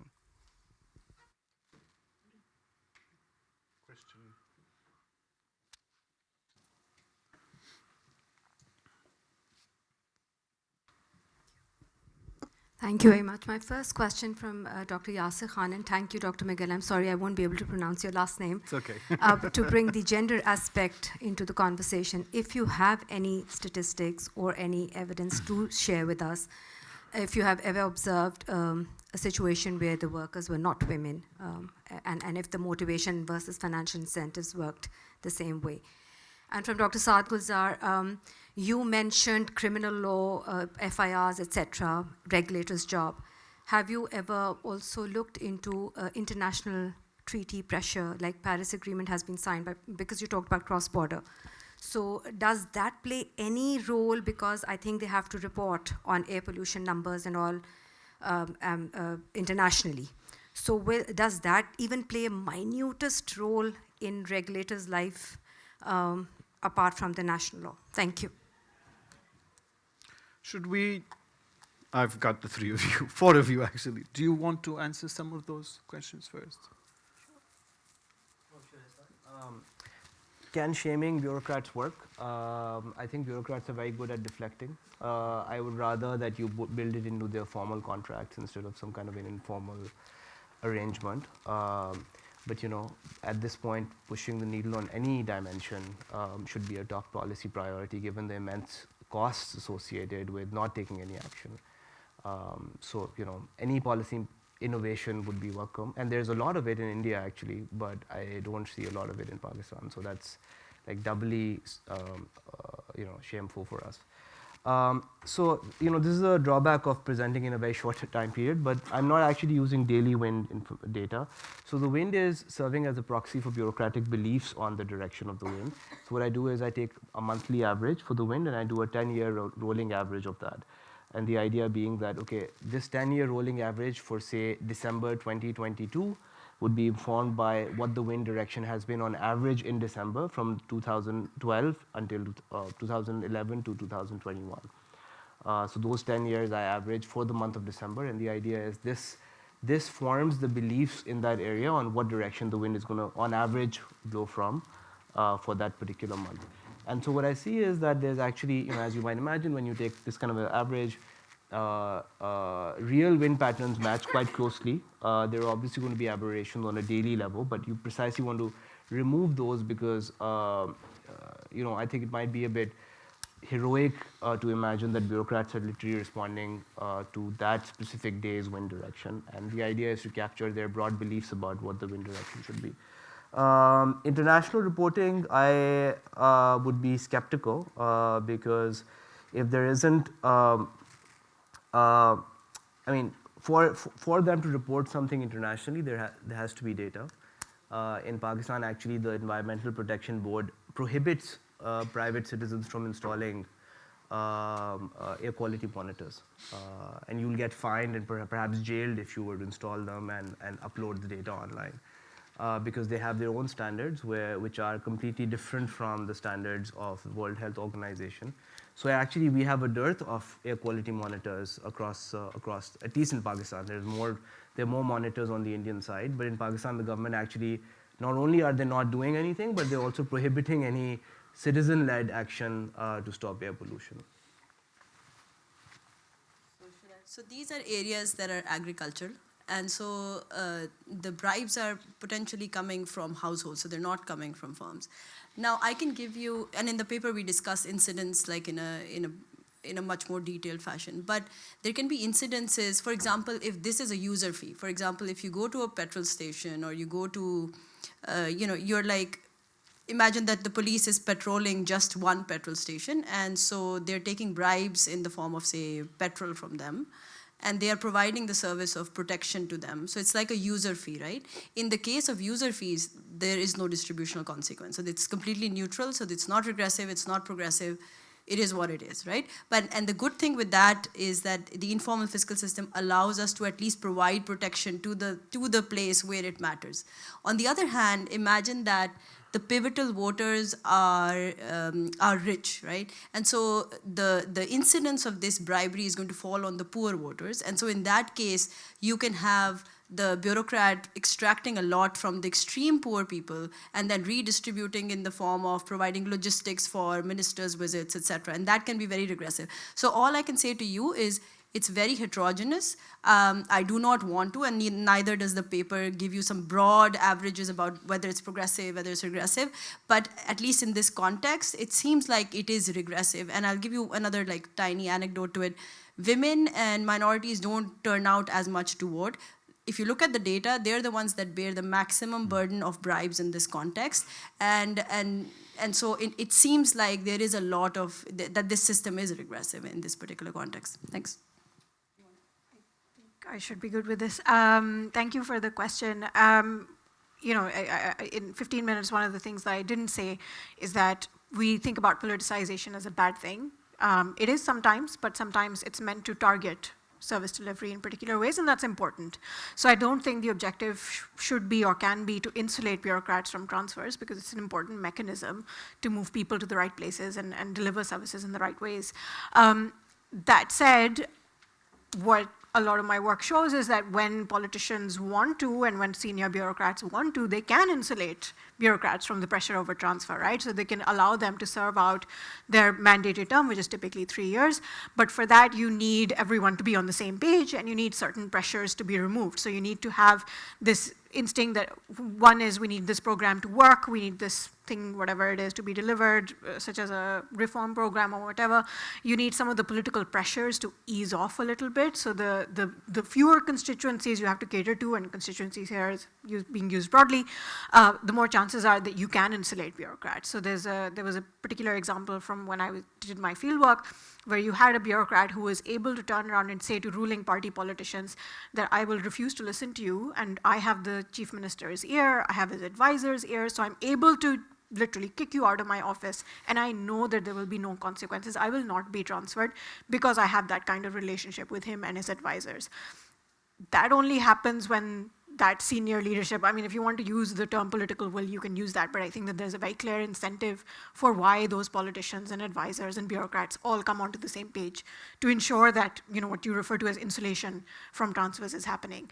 But there is, transfers serve a purpose. So in India, for example, you have this idea that bureaucrats cannot serve in their home districts, for example, but they can be transferred elsewhere as long as they've served a certain amount of years and so on and so forth. So there's a purpose of transfers, right? The whole point is so that you don't get too embedded in the particular community in which you're working, you don't form too many ties with that community. So it's also an important mechanism for accountability. So I'll stop here. Thank you so much for your question, and thanks, Miguel, for your comments. You rightly pointed out the lack of peer effects is probably because there's no geographical overlap. They don't really work together, so they're not exactly peers, but that's the explanation that I'm also going with in my paper. On gender, yes, I don't have data, but I can tell you what literature has found. Literature has found that women are a lot more pro-social. So they are more likely to have this non-pecuniary motivations to do their job well compared to men. I would love to work in a setting where men and women have similar type of tasks. Unfortunately, not that many settings in Pakistan where most of my work is. But yes, women are usually more pro-social. Where's the microphone? Oh, sorry. Do you want to start those two gentlemen there? Yep. And then... Quick question to Saad. You mentioned about heterogeneities close to the border. Do you notice any heterogeneities across larger geographical locations, maybe between India and Pakistan? In terms of administrative effectiveness, could we say India is more effective or less effective than Pakistan based on your data? Shan, quick question also, more of a clarification point. Could we think of the participation in these informal systems as a means of insurance against the participants' corruption? Or is that a very cynical take? In the sense that they redistribute some of that income by providing services and reserve some of that income to benefit themselves. Insurance of whom? The bureaucrat? Insurance against accountability of the bureaucrat. Hi, my name is Aman Rana. I'm from Pakistan Administrative Service and a practitioner bureaucrat. So my sort of comment is for Dr. Sameen, and it is basically that I see as a practitioner of, I've served for 18, 19 odd years. It is more of a bureaucratization of the political leadership now, rather than the political, sort of politicizing of the bureaucrat. So it's turned slightly, the shift has turned now in favor of sort of they becoming the bureaucrats themselves. How? So they have a set of bureaucrats. Every regime that comes in has a particular agenda, and they can only work comfortably with those bureaucrats, which obviously, give them that sort of delivery. So, if I may, let's say if the N regime comes in, they would be more comfortable with people who are from the infrastructure, sort of development sector. So people who have an expertise, the bureaucracy that has an expertise in that sort of, mechanism would find somehow an ear to the chief minister in that way. So it is more of the bureaucratization of the political leadership now rather than the other thing. The second thing that Shan was referring to, and since we are brother and sister, so I am privy to the fact that not at all. Not at all. So the other part, the point that I wanted, and I've always felt that way, is that I've been a project director of an ADB project also. The built-in cost that should have been there in a project, or for that matter in a service, is usually not there.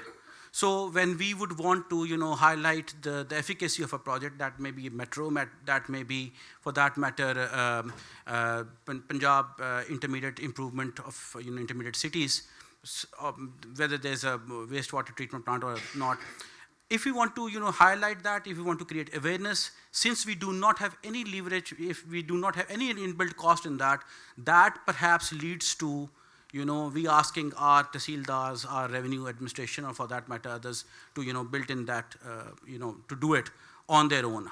And it is without any understanding how would they arrange it, but that is from us not, being able to face up to the fact that all these things in a world which is social media savvy would not go about if we do not build in that operational cost of creating awareness, or maybe propagating, or maybe for that matter, implementing it.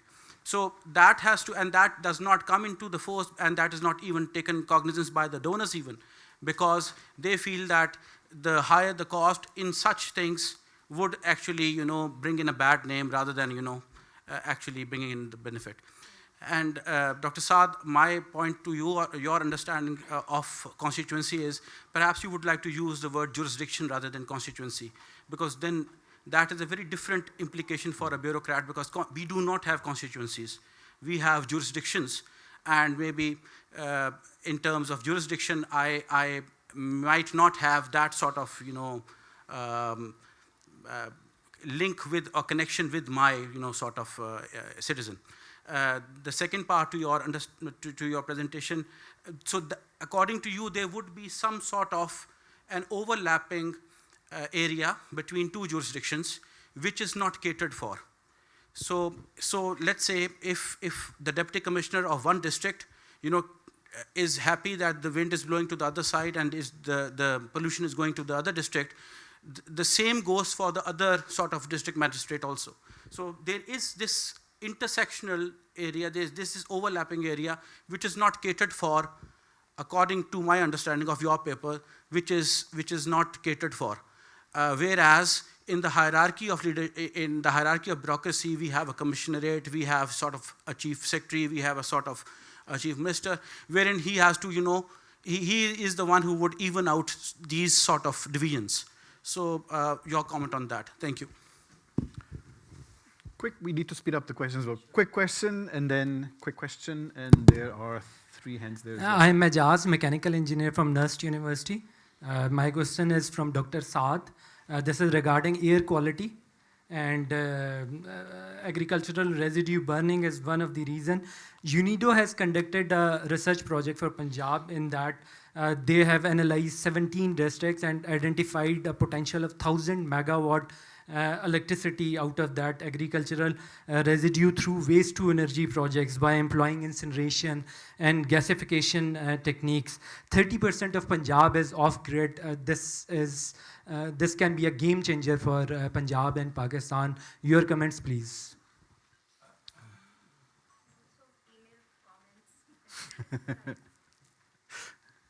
Thank you. This was a really fascinating session, but everyone said it before, but it was really, really intellectually stimulating.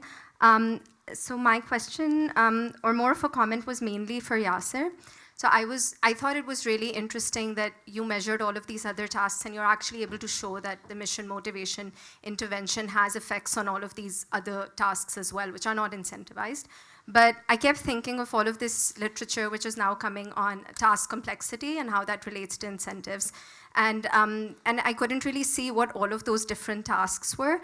But if there was some way for you to categorize those tasks by complexity, and if, let's say, we were able to show, because the hypothesis would be that mission would be better for more complex tasks, because those are the ones that can't be measured, it's hard to incentivize them. I think that would be really, really interesting, and it would be really fascinating if you could show that.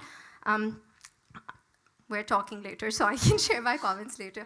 And Saad, so I think the point about coordination is super interesting, and you're much more of an expert in this area than I am, but I was also thinking about what can we say about when coordination happens or does not happen. So for example, thinking about, if there's variation in where, political stronghold across districts, and whether you can show that, when 2 districts are, for example, from the same political party, does more coordination happen there? And what role does political competition also play? Because if there is political competition, then maybe there's more of an incentive to reduce fires. So just more on that, and maybe that would be an interesting angle to explore as well. Thank you. are your like micro questions like in one sentence? Yeah. Yes or no? Okay, one sentence then. So this is for Saad. I think the upstream, downstream cheating stuff, I wonder if it sticks as an equilibrium in the long run when this is a repeat game kind of a thing. So for people, maybe the wind direction flips more faster in some areas. Is there more cooperation there because you know you're going to be at the receiving end soon if you weren't previously? Micro question? I can try. Okay, my question is for Yasir. I wanted to ask if, given the historical context of lady health workers and how they're a uniquely positioned group of workers working in the community and have been underpaid and overworked, do you think it's also a lack of trust and confidence in the system to provide financial incentives that could explain why, there's so much intrinsic motivation and that they have like a lot of social capital? Have you looked at that, and do you think that could be relevant given that they've always been underpaid and they've not been getting paid on time as well? Thank you. Should we let them answer? Some people want to go to Peshawar still today. You go first. I'll go first since I have to go to Peshawar. Thank you for the comment on task complexity. Let me get back to you on via email. Yes, regarding the pay, now they have job protection. They cannot be fired. They're full-time public sector employees. Actually, it brings back me to the other comment. I really don't like this donors giving them incentives for their specific task, because it creates these distortions where the workers are not willing to go beyond, or at least in the minds of the managers, the workers are not willing to go and do their job if they are not getting extra pay, which they have gotten into this habit of getting for all the donors. And every month, there are at least 2 special things going on. Deworming, polio, mother and child health, and they expect to be paid separately for each of these activities, which was a big problem for me because I wasn't going to pay them for all of these other things.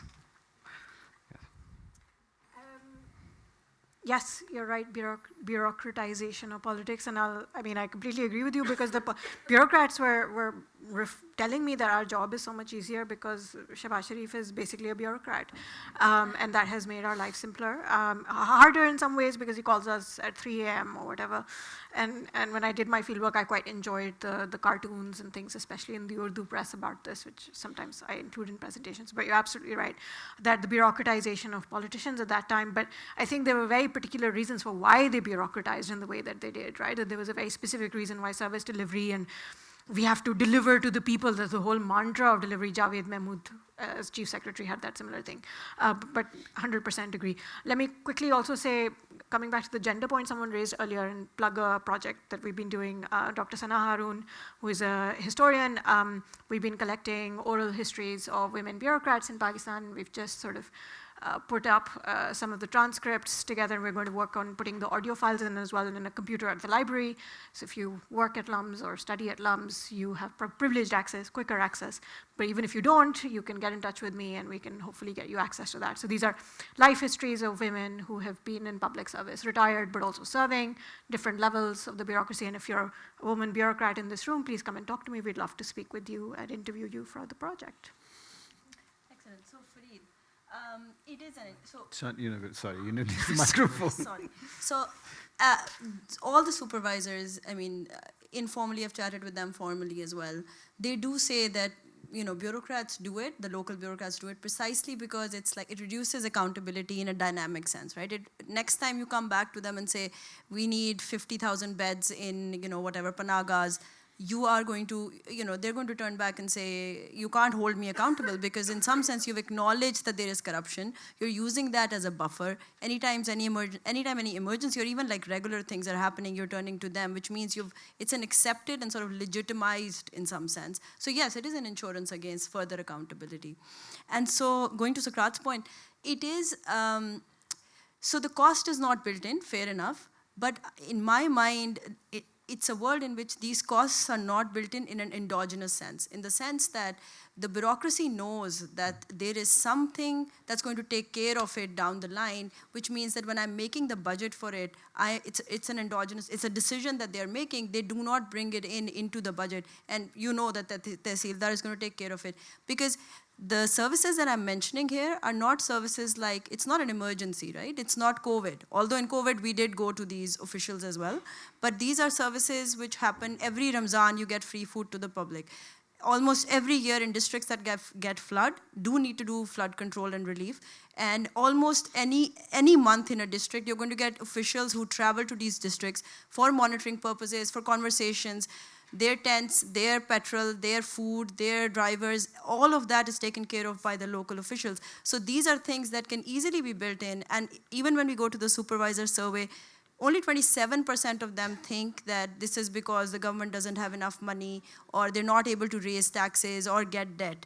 90% of them think that the government is solving an information problem, that they cannot monitor microtransactions that happen with the citizen and the bureaucrat. So the one way they can redistribute bribes is by forcing these officials to provide services. So you know every bureaucrat, at least with the people I've interacted, there's a sense in which you know that there's a buffer stock lying around in the form of these local officials. Anything you need, you can just tell them and they will deliver, right? And so I do not necessarily agree with the donors don't build in a cost. We will build in a cost when we know that there is no way out. We know that there's a way out, and hence we don't build in a cost. So there was a point about biomass and alternative ways of dealing with the problem, and I think this is a very critical point to make, which is none of these solutions are going to work until you realize that farmers, the cost they incur of burning their field is buying a matchstick. So you have to compensate them for the full amount of effort that they'll have to exert to collect the stubble, take it to the biomass facility. They're not going to pay them enough for their effort. So I think this is absolutely critical for designing policy. Even in India, where they paid farmers to not burn, they only had 8% take up with baler, and only 8% of the farmers hired balers with that money so that the biomass could be collected and then taken to the facility. So when you design policy, I think you have to think very carefully about what the individual level incentives are, otherwise you will end up with failure. I think just being bedazzled by the idea that there might be a lot of money that we're leaving on the table is going to lead to more policy failure. One way of interpreting the India-Pakistan result, and this will speak a little bit to the coordination questions that were asked, is to think that, okay, when you have coordination failure, which was our interpretation of that result, you have this really big strategic effect for bureaucrats, which might mean that in all the other borders in the data, this is what this state of air is after you incorporate coordination of bureaucrats. So we're in such a bad equilibrium right now, where even when you allow for coordination, where bureaucrats that are next to each other are coordinating, even then you have this level of strategic behavior, and which is cascading over time to lead to this level of pollution. So we're in a real policy emergency as well, if you interpret the result that way, which is even with coordination you have such bad outcomes. Then there was a question of what policy innovations are happening in India versus Pakistan, and at least on the Indian side, I know that different states are adopting different kinds of policies, and it seems like the level of policy debate is much higher, perhaps because of interstate competition. So Arvind Kejriwal, for example, was constantly blaming, who was the Chief Minister of Delhi, was constantly blaming the Chief Minister of Punjab for sending bad air to them, and that created this, at least at the policy level, some discussion of or public awareness about this issue. Now Aam Aadmi Party is also in power in the Indian state of Punjab. So now they're under pressure for dealing with this issue, where now they can actually coordinate across states. So that has led to a lot of policy innovation, at least on the Indian side, where they are taking multiple actions. I mean, of course, there's still a lot of failure, but it seems like there's more action happening over there than on the Pakistani Punjab side. The effect that I showed you of strategic behavior is present in all states in the analysis that I have. It's biggest in Haryana, but it exists in Pakistani Punjab, it exists in Indian Punjab, and Haryana and Indian Punjab have more rice production than Pakistani Punjab. We also have a lot more heterogeneity because ours is a much bigger state than on the Indian side. So those effects exist over there also. And finally, this idea that can this cooperation equilibrium be sustained over time? This is something that we want to study. But each of these figures that you saw take 10 days on the cluster to run, so we're still sort of in the process of analyzing these data. And there's more questions. Unfortunately, we don't have time. He really has to go back to Peshawar. But the good news is that they all have email addresses. They do communicate, so do send them your questions, your comments. If you're civil servants or if you know civil servants, they're called respondents for us. Do put them in contact as well.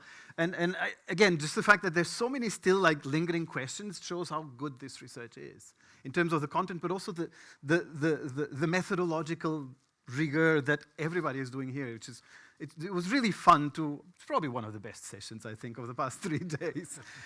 So yeah, I think we should say thank you so much to the 4 of you.